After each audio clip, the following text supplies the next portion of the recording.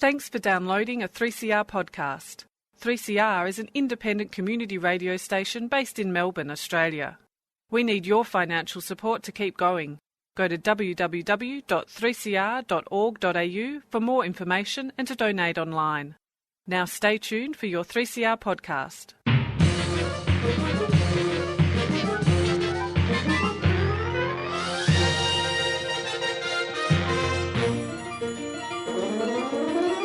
Welcome to another episode of Lost in Science. As much as science as you can handle, I think. Maybe even more science than you can handle. We'll see. Actually, I shouldn't overpromise. I'm checking my story, and part of the point of my story is light on the science. So, look, maybe I'll backtrack a little bit there and introduce Stu, who always has lots of science for us. How are you, Stu? I'm pretty good, and look, I can't understate how much science I have in my story. I'm talking about the groundbreaking work that's gone into the Nobel Prize for Chemistry this year, which is, brilliant. I don't want to step on any physicists' toes, but in the world of chemistry, I think the chemistry prize is right up there in groundbreaking science, to be honest. So the chemistry prize this year went to 3 people, all for the same kind of thing, and it's for a thing called click chemistry, which I don't know if you've ever heard of that, Chris. No. But it kind of I don't want to bandy about the word revolutionize too much, but it kind of seems that it might revolutionize chemistry to some extent, at least. Can you have a modicum of revolution? Can you just have a little bit of revolution? Or does it have to be a complete revolution every time? I don't know. I don't know. I think history teaches us to have various sizes of revolutions, and where they stick is the question. Well, this is a revolution of a size. We'll leave it to history, I guess, to decide how big that revolution is going to be. But it is really interesting. I'm going to talk a little bit about what it means and why they were awarded this prize. Great. Well, look, the physics prize did kind of change our perception of the nature of reality. So if this one is bigger than that, I look forward to hearing about it. Well, I am following up on a story that I think we've covered multiple times. We've talked about COVID-19 and its origins. I believe that Stu recently did a story. He covered the new papers that were published showing evidence that it originated in the Wuhan wet market in Wuhan. Yep. There has been, in the last couple of weeks, a bit of new reporting, sensationalized reporting around the idea that it actually came from a lab leak. This was based on a interim Senate report from the US Senate. It was reported on in Vanity Fair and ProPublica. Now, I have previously talked about the lab leak idea and kind of called it a conspiracy theory. So when I saw this, I thought, am I going to have to eat my words? And well, actually, I was a little excited that maybe there would be some evidence that I would be wrong, that there would be some actual genuine evidence for this. And it's not just a conspiracy theory, but it turns out that it is pretty much still a conspiracy theory as far as I'm concerned. That may sound very dismissive to some people. I know there are a lot of people out there who kind of hold fast to this notion, but I'll explain, I think in the story, why I consider it is still a conspiracy theory until proper evidence emerges. So, not afraid to tackle the controversial topics here on Lost in Science, chemistry and conspiracies. But look, maybe one and both are the same. Anyway, on with the show.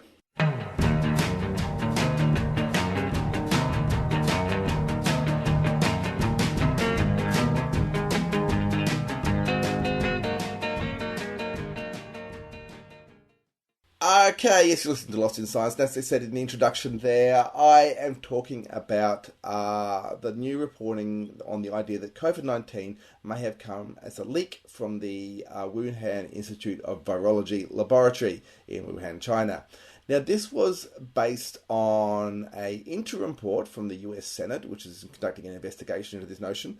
This was a minority report by the Republican members, which we might come back to because there are political kind of connotations for this whole thing. And it was reported on in Vanity Fair, which is a magazine you may have heard of, and ProPublica, which is a website that is a non-profit online news source. And this whole thing was built around some documents that were found on the website of the Wuhan Institute of Virology itself. And these documents supposedly reveal a safety incident in November 2019 that was so serious it gained the attention of no less than Xi Jinping himself. Now, these documents were translated by a person by the name of Toy Reed. Now, Toy Reed is a translator who has worked in kind of international policy. Chinese is about his fourth language, but he claims to be an expert on party speak, which is kind of the terminology used by the Chinese Communist Party, and which he claims is difficult to decipher even for native Mandarin speakers. Which basically has raised the ire of a number of native Mandarin speakers who who claim to be able to understand Mandarin just as well as this guy. So hang on, we've got a non-Chinese speaker who's got Chinese as an additional language, who's commenting on a report from the US Republican Party, which was published in Vanity Fair.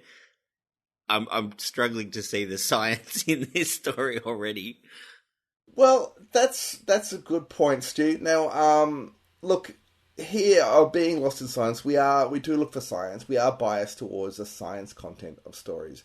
And this is entirely where, it was worthwhile reporting on their papers that gave evidence for the wet market, which were a detailed analysis published in the journal Science, I believe, themselves. Whereas, a lot of this stuff that we're talking about here is based on, like I said, translated documents that are not actually, they're just scientific issues, but it's talking about the politics is what is the focus on this story, I suppose. So, in terms of the scientific evidence we do have for COVID's origins, the evidence is based primarily on locations of the early cases that are known. And in the case of the wet market, there's testing of samples from the market. So if you this is the best evidence we've got. If you're going to say that it's something other than it's some other hypothesis, you essentially do have to start going into the realm of conspiracy theory, because you have to claim there is evidence outside what is known, or that somebody is covering it up. Now, I haven't seen anyone who was a fan of this latest lab leak kind of speculation suggesting that the scientists who commented on it are lying about what they found. They seem to be leaning towards the scientists either having made a mistake or the data have been manipulated by the Chinese Communist Party. They have claimed, trying to make some claims that I guess the behaviour of this particular virus was different to previous zoonotic transfers, that's transfers from other animals. But the papers that were published in Science, in the journal Science, make it very clear, I guess, the mechanisms and how this is similar to previous epidemics we've had. Other so-called critics of the science have addressed things like no animals were found to have had the virus, but this was investigated quite a while afterwards. There were no animals that were present at the time in November, December 2019 that were tested, because there were none around. The market was actually closed pretty quick smart in January 2020. So, there isn't a lot of scientific content here. There is some vaguely scientific criticism about the speed at which the Chinese developed a vaccine. So they state in these articles that there was a military virologist, Zhu Yusen, who was the first person to apply to patent a vaccine on the 24th of February 2020. And they said this was way too quick, and shows that Zhu must have had advanced knowledge of the genome, presumably by the virus being known from the laboratory. Now, various people have different opinions on the speed at which that was done. Others have pointed out that, in fact, the first patent was applied for in the United States on the 11th of February 2020. So actually before Zhu Yusen. And in fact, the virus genome was released to the scientific community in January 2020, and I believe Moderna went on to develop a widely known vaccine. It took them about 2 days to design their vaccine as the basis of the genome. So these things did move very quickly. And you know, I think one thing people do seem to forget with the COVID, you know, the speed with which things happened, is that scientists were working on a coronavirus vaccine, sort of a generalized coronavirus vaccine, for a couple of decades before this even happened. So, you know, the idea that all they really needed was that genetic information that they could effectively slot into the vaccine they'd already developed. So I think, you know, the people saying, how could they do it so quickly? It's like, well, because they've been working on it for 20 years, and that was the useful piece of information they needed to make it, to tailor it to the new virus, basically. Yes.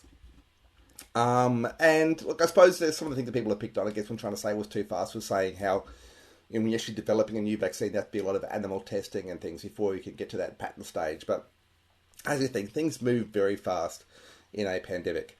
So yeah, there isn't a lot of valid scientific content for this latest lab leak speculation, as I'm calling it. So let's return back to these translated documents.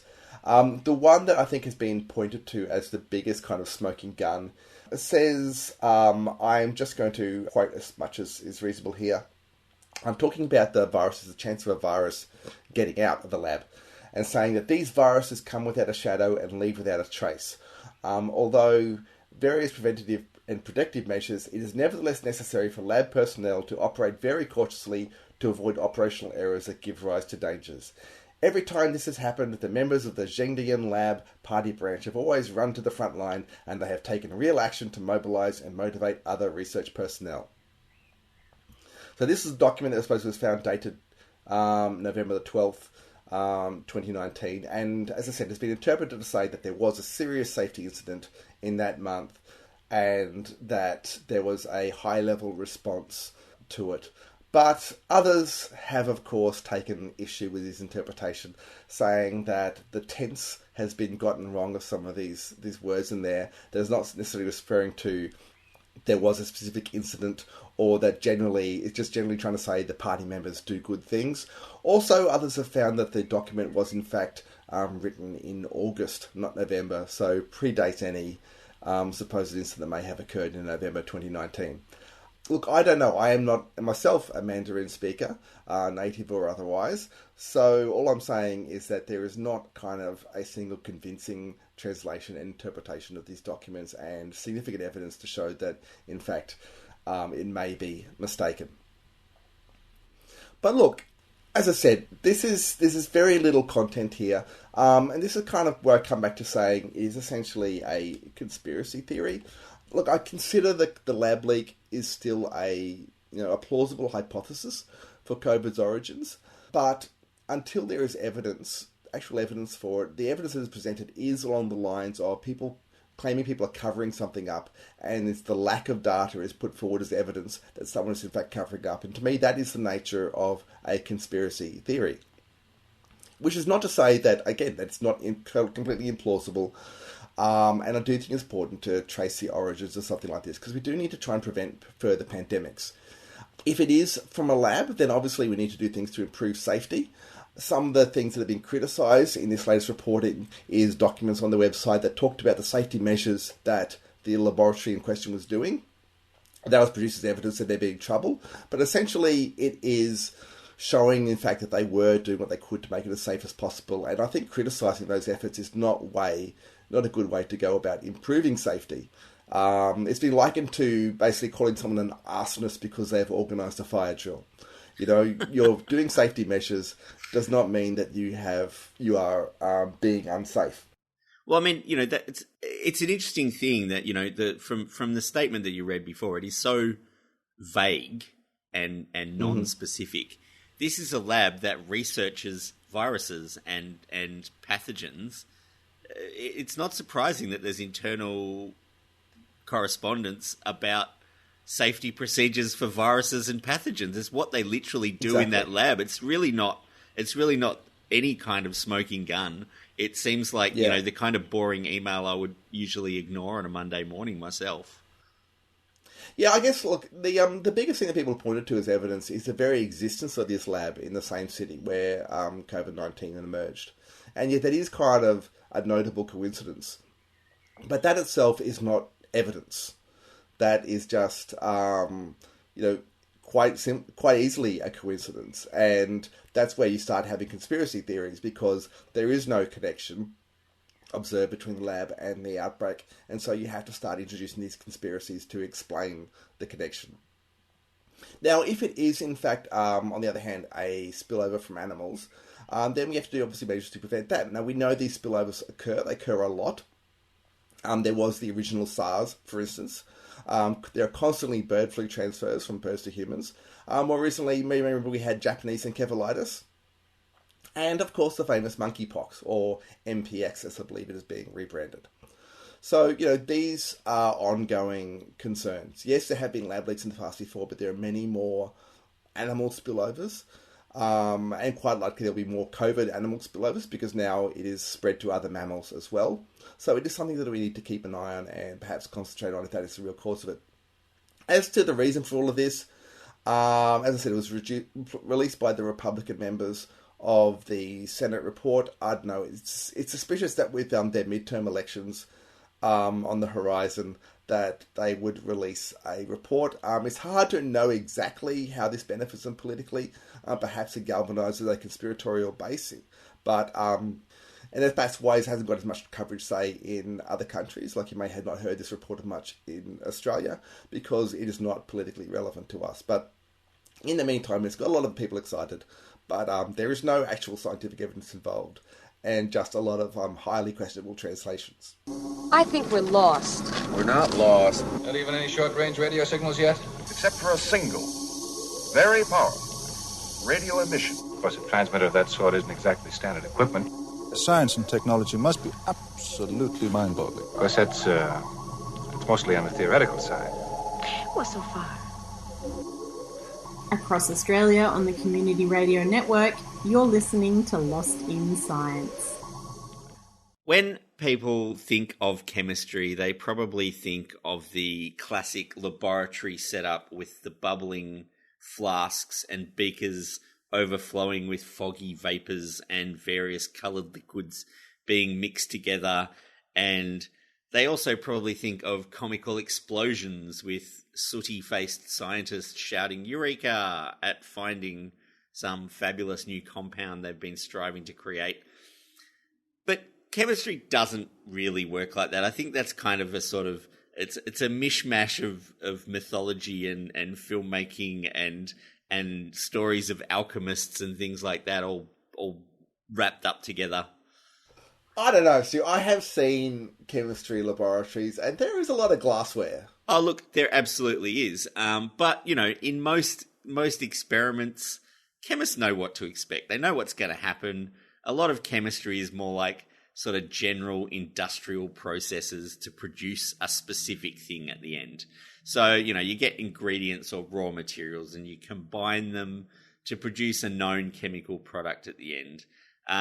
But also in many chemical reactions, there is often more than one product at the end of the reaction. So you do get, foggy vapors coming and bubbling things and, all sorts of byproducts of these chemical reactions. And yes, there is a lot of glassware as well. But this is because a lot of chemical reactions are, state dependent or environment dependent. So you need increased pressure, or you need increased heat, or you need some special condition to create the chemical reaction. Okay, we're saying that yes, there is glassware. Yes, there are foggy vapors. There are also lab coats. There are also protective equipment. You're not dispelling this myth here. Okay. But look, if you want to look at chemistry as being dangerous, I think the Nobel Prize for Chemistry this year went to 3 researchers who have all made contributions to a new kind of chemistry, which reduces the amount of comedy explosions, but also the amount of byproducts in chemical reactions. So they're actually, getting rid of these vapors and the safety issues that I've just been talking about. So the first person who got a Nobel Prize for chemistry this year has already got a Nobel Prize for chemistry. It's a guy called Barry Sharpless. He got the Nobel Prize for chemistry in 2001 for related but different work in molecular chemistry. And he is the person who coined the term click chemistry in 1998. So the idea of click chemistry is that certain molecules can be clicked together like Lego, basically, which would have been a great name for it, except they'd probably get copyright issues calling it Lego chemistry. But click chemistry, bit of alliteration, never hurt anyone. The idea is that you can click molecules together under low energy conditions. So, like I said, with the chemistry, you've got, you can have temperature and pressure changes to accelerate the chemical reactions you're trying to produce.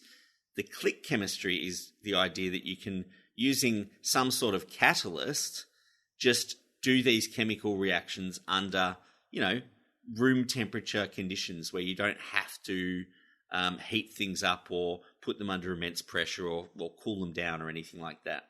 So, as I said, many chemical reactions are heat dependent and they only bind together at certain critical temperatures. And the idea is that you can possibly introduce extra components to these reactions that will produce the same reaction but at, what we'd call mild conditions. So this is really important in biochemistry. So biochemistry is the chemistry of living things. If you want to look at biochemical reactions, you have to have them in what we'd call mild conditions, and I'm doing little inverted commas here, because that is the conditions that things live in. Things, living things survive in mild conditions. They can't be too hot, they can't be too cold. All the chemical reactions within a living body or a living plant or a living fungus or whatever it might be take place at a relatively narrow range of temperature conditions, for example, and pressure and all those things. So the idea of click chemistry is to find chemical reactions that can happen in those conditions, or in fact to accelerate chemical reactions to happen in those conditions by introducing, other components. So this is where the second winner comes in. Now, he won the Nobel Prize for kind of the same thing that Barry Sharpless won the Nobel Prize for. They pretty much produced the same chemical reaction at the same time without consulting with each other. So they produced a really good example of a click chemistry reaction. They introduced copper to a reaction between two organic chemicals. One's called an azide, one's called an alkyne. They are just organic molecules. They're very common organic molecules. They do combine in chemical reactions under high temperatures. But both Morton Meldal and Barry Sharpless, at around about the same time, got them to combine at, basically at room temperature, using copper as a sort of a connector between the two molecules. So they introduced a third element, which then combined the two molecules. So is that just a catalyst then? Is that what we call it? Or is this something different? A catalyst doesn't take part in the chemical reaction. It just accelerates it. In this case, the copper actually forms part of the new molecule. So it's binding the two things together. It's kind of like glue that sticks together the two molecules. Why people haven't figured this out before? Maybe we didn't have the technology to actually analyze chemistry at this level until fairly recently. But this stuff has been going on for around about 20 years that they've been able to do this kind of thing. So it's not brand new stuff, but it's still pretty amazing.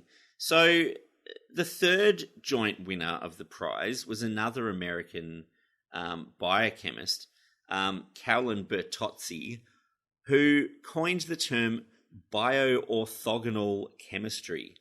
And the literal translation of bioorthogonal chemistry is chemistry at right angles to life. Now, what that means is that she is pioneering chemical reactions which can take place inside living organisms and inside living cells without disrupting their natural metabolic processes, which is pretty amazing if you think about it. You're making chemical reactions happen that doesn't interfere with all of the other countless chemical reactions happening inside a living cell. So that's pretty groundbreaking stuff there. This is a specialized area, or bioorthogonal chemistry, a specialized area of click chemistry, which can already be used for diagnostic and research purposes on living cells. So she's actually managed to achieve this. So she's managed to get chemical reactions to occur within the range of temperature for the organisms to continue functioning normally, and also not produce any chemical byproducts that could otherwise disrupt the normal functioning of the cell. So it's pretty amazing that she's been able to do this. And it also opens up a whole new area of biology research, of actually being able to sort of conduct experiments inside cells and get changing things inside a cell without destroying the cell, which is quite an amazing sort of advance. So there's potential, obviously, for using this kind of click chemistry in medical treatment applications. If you can create new molecules inside living cells, you might be able to target and neutralize toxic or pathogenic chemicals in living bodies and get rid of them or have them be disposed of, or whatever it might be. But look, I think, as I said in the intro, I think for anyone who's interested in chemistry, this is a pretty revolutionary process that these three people have been working on, and I think we'll probably see more products of this click chemistry and more applications of this click chemistry as more people, take up the concept. Potentially can change the way chemical processes are carried out in research, but also in industrial applications. So if you think about how many chemical processes require energy inputs or temperature increases and that sort of thing, the potential reduction in energy consumption to produce the same chemicals that we're already doing is a potentially huge environmental impact as well, from this kind of chemical paradigm, I suppose. But it'll also make it easier to find new molecules by actually experimenting and putting things together that wouldn't necessarily be found together. How they do it now is basically look for something in nature and then synthesize it in the lab if it's doing something they want to do. With this kind of click chemistry, they can combine different molecules together without having to find them in nature. They may be able to just join things together and say, yes, that works. It does what we want it to do. So it's a pretty big step forward in chemistry. And so, look, it is an exciting Nobel Prize, I think. We can look forward to some more advances in chemistry, and unfortunately, still probably fewer comedy explosions. Yeah, look, I'm not surprised that Barry Sharpless gave it a simple name. He's very blunt.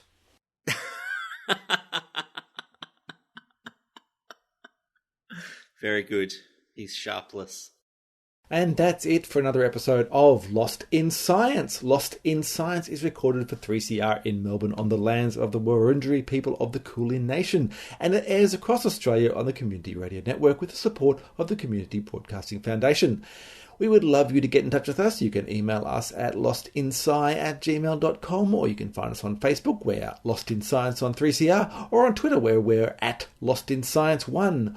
You can find us on your favourite podcast app, where if you get the chance, please give us a good rating and review, as that will raise us up in the search rankings so other people can find the science. Or you can listen to us however you listen to us now. We're the same time every week when we all get Lost in Science!